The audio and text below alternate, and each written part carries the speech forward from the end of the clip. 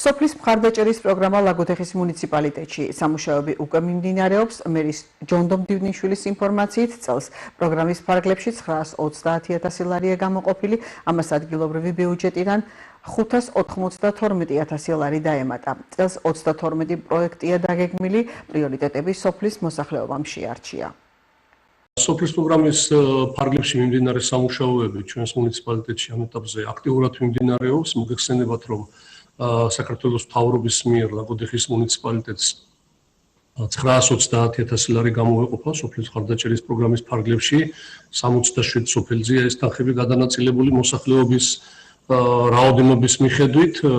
ამას რა თქმა უნდა ადგილობრივი მუნიციპალიტეტი ყოველთვის ემატება ხოლმე თანადაფინანსების ნაწილში გარკვეული თანხები. მიმდინარე წელს შემიძლია უკვე გითხრათ, რადგანაც დაპროცესებულია სრულად ეს პროცესი, ეს თანხა დღის მდგომარეობით არის 592,000 ლარი, რაც დაემატა იმ 930,000 ლარს. ჩვენ იანვარ-თებერვალში ვატარებთ ხოლმე კრებებს მოსახლეობასთან, კრებების კონსულტაციების ფორმატში ვიკრებებით. გადაწყვეტილებები მიიღება მოსახლეობის მიერ. რა თქმა უნდა, ეს ამ ჭრილში ძალიან მნიშვნელოვანი და საინტერესო პროექტია, მათ შორის პირველ რიგში მოქალაქეებისათვის, სოფლის მაცხოვრებლებისათვის, რომლებმაც იციან, რომ მათი გადაწყვეტილებით ხდება ესა თუ ის პროექტის განხორციელება. შესაბამისად, შერჩეულია 32 პროექტი.